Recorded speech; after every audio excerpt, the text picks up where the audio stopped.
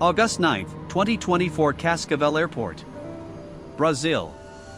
An ATR 72-500 aircraft operating as Voapass Linhas Aéreas Flight 2283 is being prepared to perform a domestic passenger service to Guarulhos Airport, São Paulo. Voapass Linhas Aéreas is a Brazilian regional airline that operates over 200 flights per day to more than 50 destinations. The aircraft, registered as PSVPB, was acquired by Voapass in September 2022 from Indonesian carrier Pelita Air Service. The aircraft is 14 years old and is powered by two Pratt & Whitney Canada PW127M engines. The ATR-72 is a twin-engine turboprop, short-haul regional airliner developed and produced in France and Italy. The number 72 in its name is derived from the aircraft's typical standard seating capacity of 72 passengers. The twin-engine turboprop plane seems to have a poor safety record since its introduction in 1989. In fact, over the course of the years, it has been involved in 66 aviation accidents and incidents, including 40 hull losses, resulting in 470 fatalities. The most recent fatal accident was in January 2023 involving Yeti Airlines Flight 691 in Nepal with 72 casualties. In the morning hours of August 9, 2024, 58 passengers start boarding the plane, filling the ATR-72 to a little under full capacity.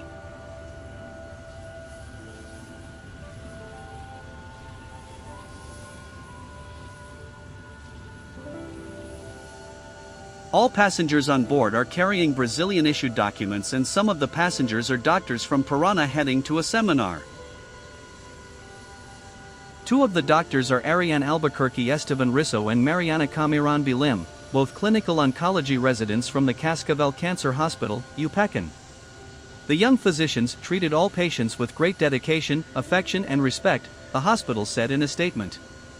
Also on board is a father traveling with his young daughter who are planning to spend Brazilian Father's Day together in Santa Catarina.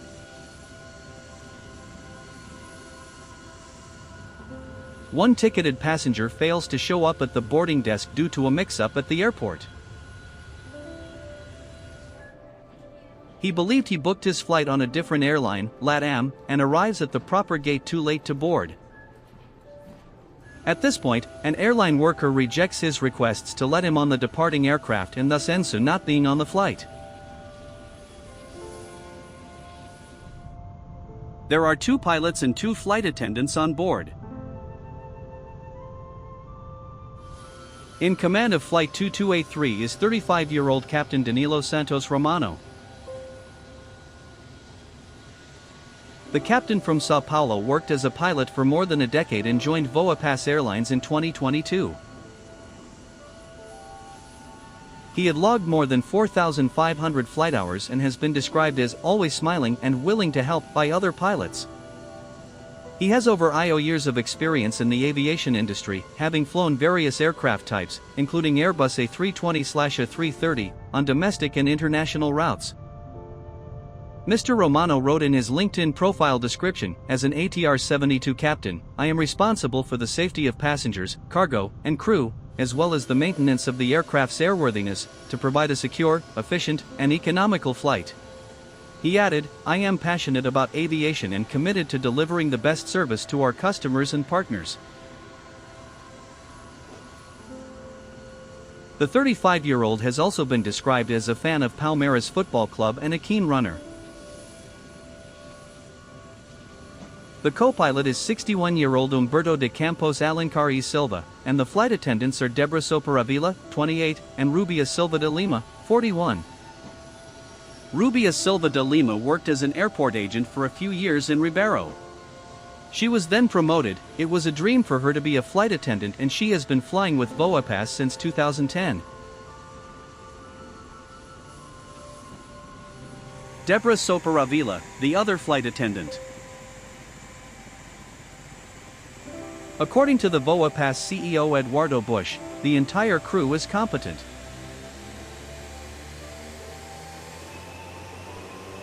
The aircraft leaves the stand at Cascavel Airport 16 minutes late, at 11:56 a.m.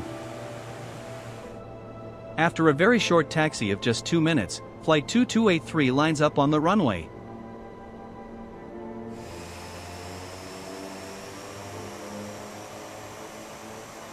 Shortly thereafter, the ATR begins its takeoff roll and lifts off.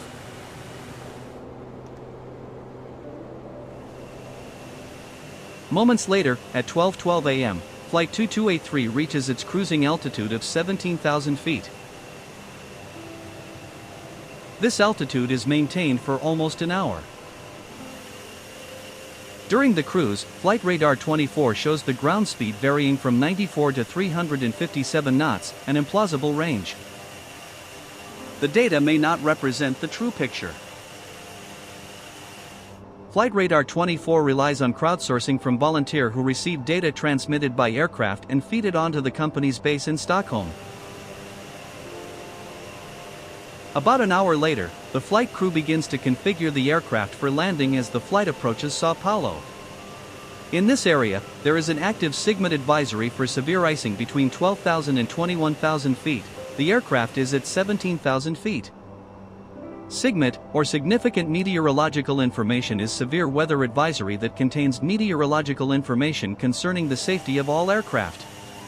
Meteorological reports at this time indicate that zones of turbulence, thunderstorms and icing are present in areas surrounding the aircraft.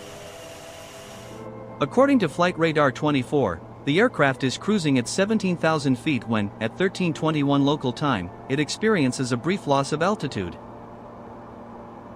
During this time, ice aspro formed on the wings, which, as a result, start to generate less lift.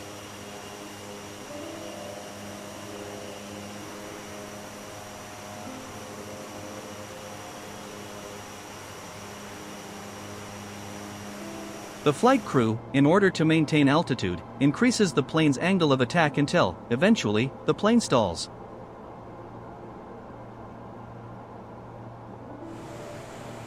An airfoil's maximum lift at a given airspeed is limited by boundary layer separation. As the angle of attack is increased, a point is reached where the boundary layer can no longer remain attached to the upper surface. When the boundary layer separates, it leaves a region of recirculating flow above the upper surface.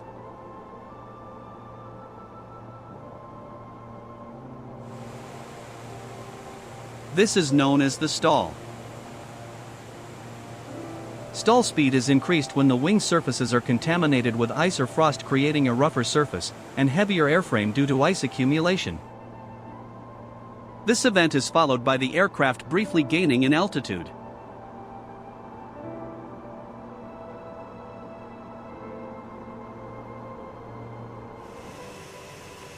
However, shortly thereafter the aircraft enters a flat spin.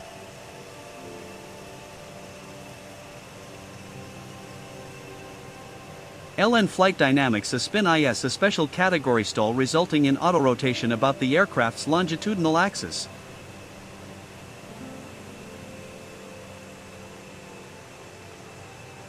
Spins can be entered intentionally or unintentionally, from any flight attitude if the aircraft has sufficient yaw while at the stall point. In a normal spin, the wing on the inside of the turn stalls while the outside wing remains flying. This causes the aircraft to auto-rotate toward the stalled wing due to its higher drag and loss of lift. Spins are characterized by height angle of attack, an airspeed below the stall on at least one wing, and a shallow descent. Recovery and avoiding a crash may require a specific and counterintuitive set of actions. In aircraft that are capable of recovering from a spin, the spin has 4 phases. Cessna C-172 shown for the example. Green lines, aerodynamic visualization. Entry. The airplane is stalled by exceeding the wing's critical angle of attack, while allowing the aircraft to yaw. At the critical angle of attack, the boundary layer of airflow begins to separate from the wing airfoil, causing a loss of lift and resulting in oscillations of the control surfaces from turbulent airflow. The aircraft can no longer maintain steady flight in a stalled condition and deviates from its original flight path.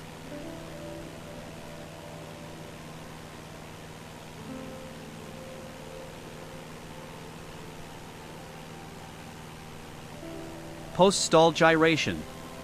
The aircraft begins rotating about all three axes, the nose pitch attitude may fall, the aircraft begins yawing, and one wing drops.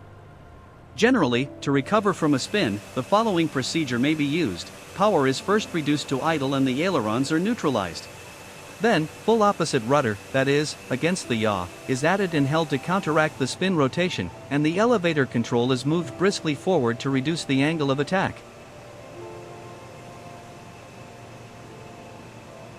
If the power is not reduced or the ailerons are applied in the opposite direction, a normal spin can develop into a flat spin, the one Flight 2283 entered.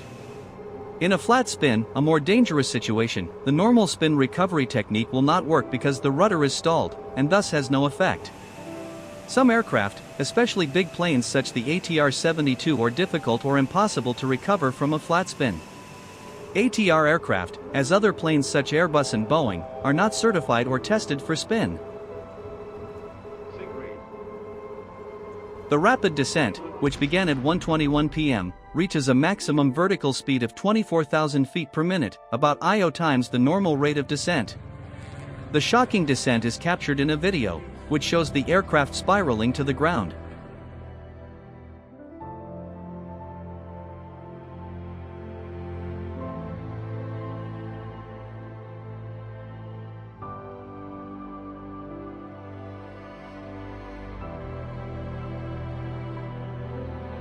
No one on board the plane survived. The crash is also the deadliest aviation crash in Brazil since TAM Airlines Flight 3054 in July 2007. The official said that the company spent the afternoon securing hotels and psychologists for the victims' families and providing them with support. The Brazilian Aeronautical Accidents Investigation and Prevention Center has launched an investigation into the crash. Aviation experts speculated that ice buildup could have been a factor in the crash, while stating that it is too soon to draw conclusions.